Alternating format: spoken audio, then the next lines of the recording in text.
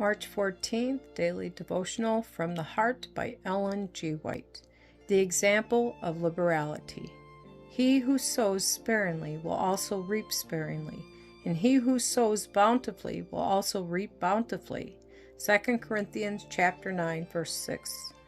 Liberality is one of the directions of the Holy Spirit, and when the professed people of God withhold from the Lord His own in gifts and offerings, they meet with spiritual loss. It were better not to give at all than to give grudgingly, for if we impart of our means when we have not the Spirit to give freely, we mock God.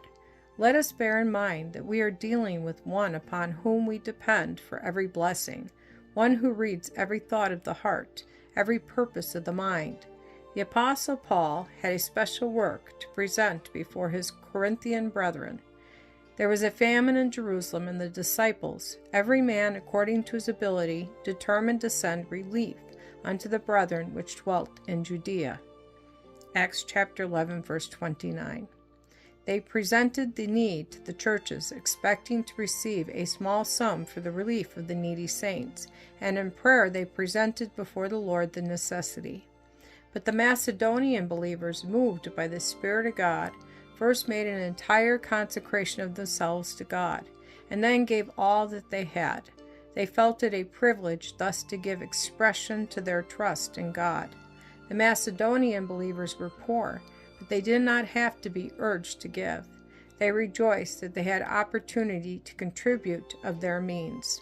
Of themselves they came forward and made the offering, in their Christ-like simplicity, their integrity and love for their brethren, denying themselves of food and clothing, in cases where they had no money. And when the apostles would have restrained them, they pleaded with them to receive the contribution and carry it to the afflicted saints.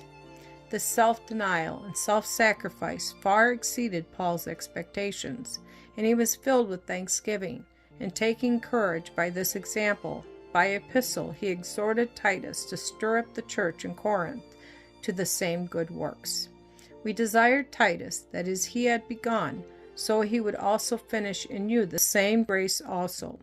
Therefore, as you abound in everything, in faith and utterance and knowledge, and in all diligence, and in your love to us, see that you abound in this grace also. 2 Corinthians chapter 8, verses 6 and 7.